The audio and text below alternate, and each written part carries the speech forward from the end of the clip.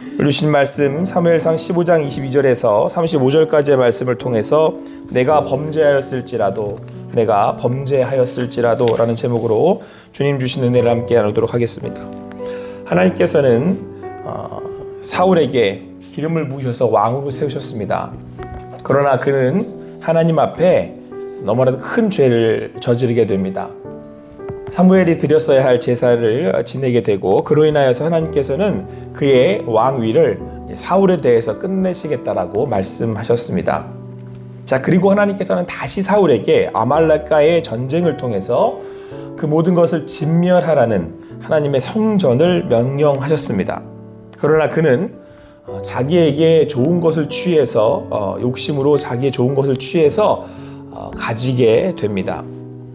이로 인하여서 하나님은 다시금 분노하시게 되고 심지어 내가 그를 이제는 버렸다라고 말씀을 하고 있습니다.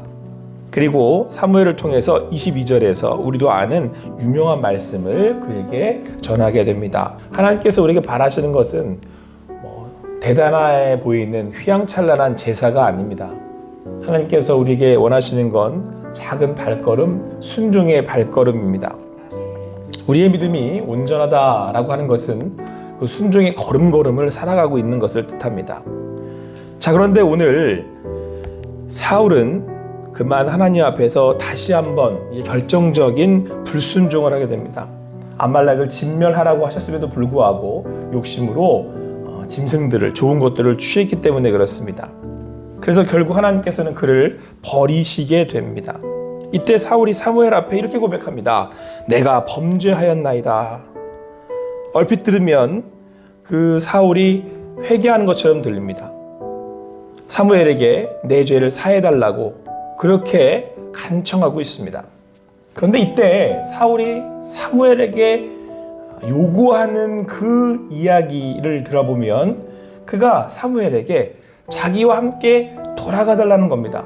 그러면서 자기로 하여금 하나님 앞에 경배할 수 있도록 해달라는 겁니다. 그랬더니 다시 이번에는 사무엘이 그의 그 간청에도 불구하고 하나님께서는 이미 당신을 버리셨으므로 당신의 왕이 되지 못할 겁니다 라고 단호히 거절합니다. 그랬더니 오늘 27절에 사울이 사무엘의 옷자락을 붙들고 늘어지는 겁니다. 나와 함께 해주셔야 됩니다. 그랬더니 결국은 옷자락이 찢어져 버렸습니다. 왕 사울의 모습이 너무나도 비참하고 안타까운 모습으로 전락해 버렸습니다. 그러자 이번에는 하나님께서 뭐라고 말씀하시냐면 오늘 이스라엘의 나라를 여러분 보세요. 왕에게서 떼어 왕보다 나은 왕의 이웃에게 주었다라고 말씀하고 있습니다.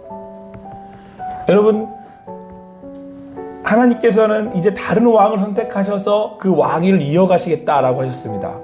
그런데 이번에는 사울보다 나은 왕의 이웃에게라고 이야기하고 있습니다.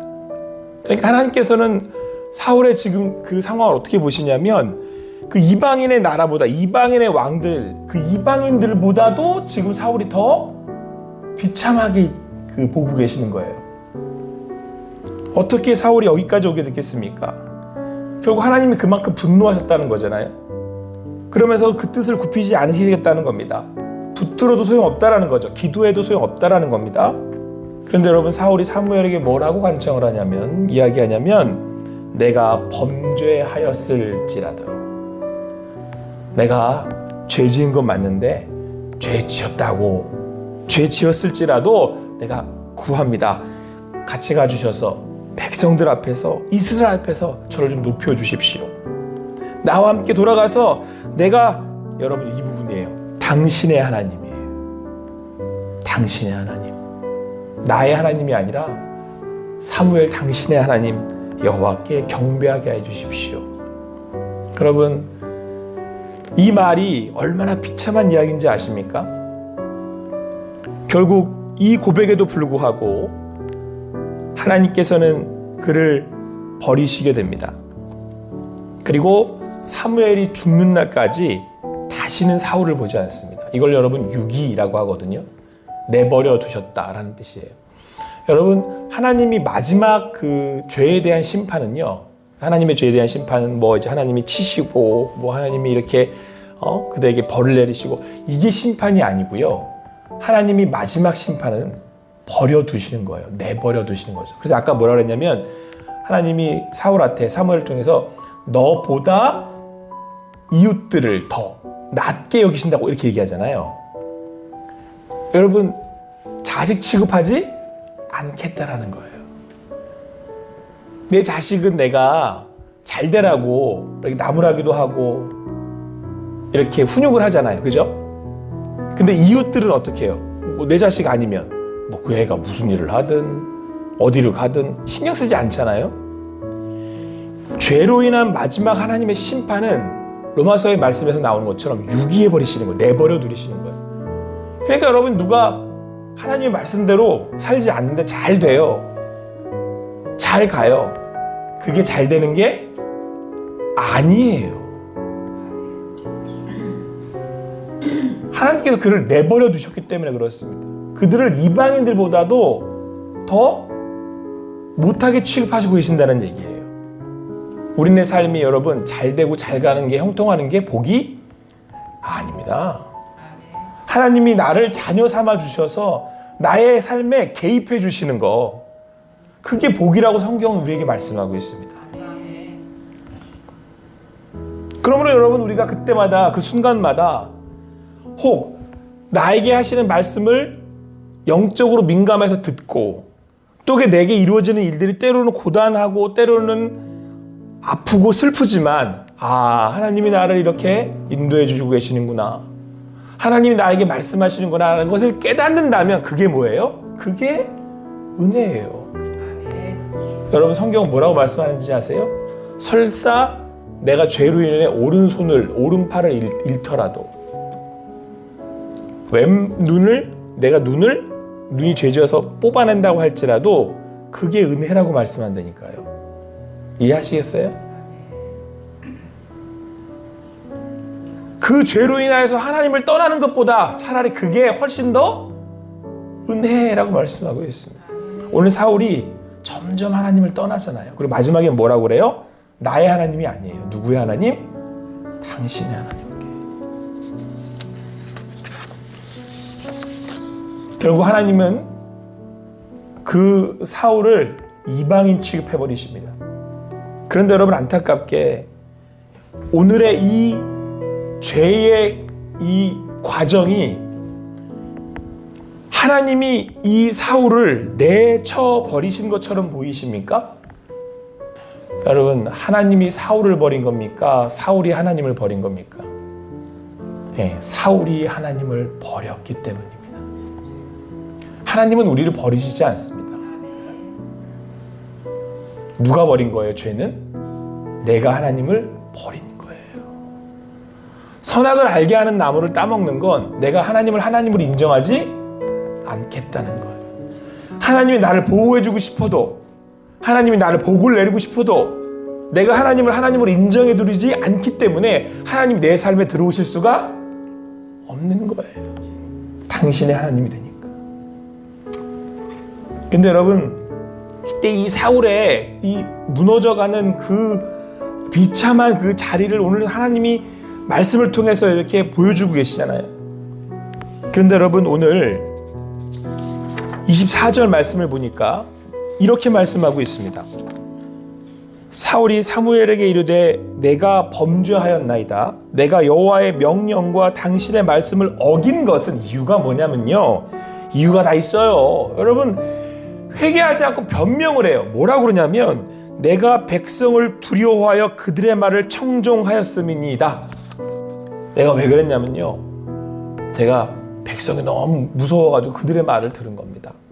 여러분, 왕이 백성을 두려워한다는 게 말이 돼요? 백성이 왕을 두려워해야 되잖아요. 근데 오늘 왕인 사울이 백성들을 두려워해요. 왜요? 왜 두렵습니까? 지금 뭐 때문에 지금 그 백성이 두려운 겁니까? 사울은 지금 이 백성에게 잘 보여서 자기의 왕자를 계속 유지해 나가야 될 거라고, 내가 왕이 될 수 있는 이유가 그 백성들이 자기를 왕으로 인정해 줄 때 내가 왕이 될 수 있다라고 생각하고 있기 때문에, 사울이 지금 왕이 되려는데 욕심으로 자기가 왕이 되려고, 내가 지금 왕 되는 것이 자기의 그 전부이기 때문에 결국은 그 왕을 만들어주는 이들이 백성이라고 생각하고 있기 때문에 그 백성이 두려운 거예요. 여러분, 죄에 사로잡히는 이유가 뭐라고 생각하십니까? 왜 우리가 여러분 자유하고 평안한 삶을 못 사는 줄 아세요? 사로잡히기 때문에 그렇거든요. 근데 그 사로잡힘은 죄로, 욕심으로 인한 거예요. 근데 욕심으로 인해서 오늘 사울이 사로잡힌 거예요. 누구한테? 백성들한테. 두려움에 사로잡혀 버린 거예요.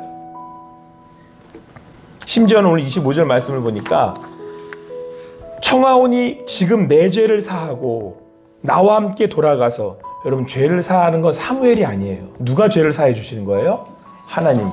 지금 사울은 누구를 계속 두려워하냐면 사람들을 두려워해요. 여러분 죄를 짓잖아요. 그러면 누구를 두려워하게 되는지 아십니까? 사람을 두려워해요. 여러분,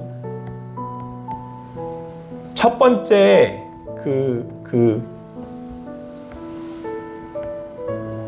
살인이 어떻게 벌어집니까? 첫 번째 살인, 인류의 첫 번째 살인. 네? 그 아담의 갑자기 이름이 기억이 안 나네. 가인과 아벨. 가인이 아벨을 쳐주고 난 다음에 가인이 뭐라고 고백을 합니까? 사람들이 자기를 죽일까봐 두렵다라고 그러잖아요.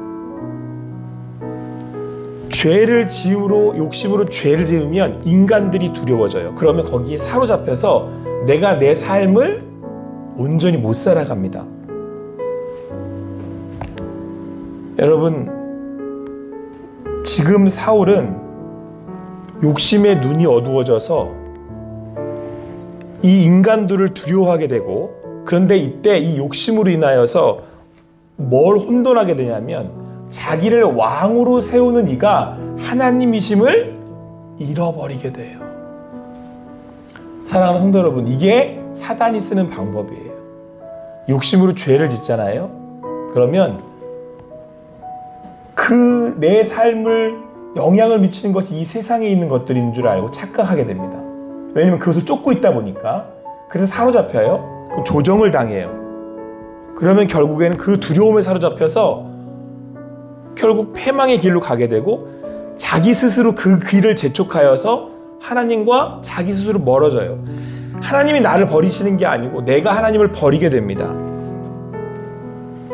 그러니까 여러분, 우리가 우리 스스로를 볼 때, 지금 하나님 앞에 겸비하면서 자기 자신을 볼 때, 우리가 주님 앞에 나아가 회개하지 못하고 있는 이유, 돌이키지 못하고 있는 이유, 여러분들, 내가 지금 누구를 두려워하고 있는지를 보시면 돼요.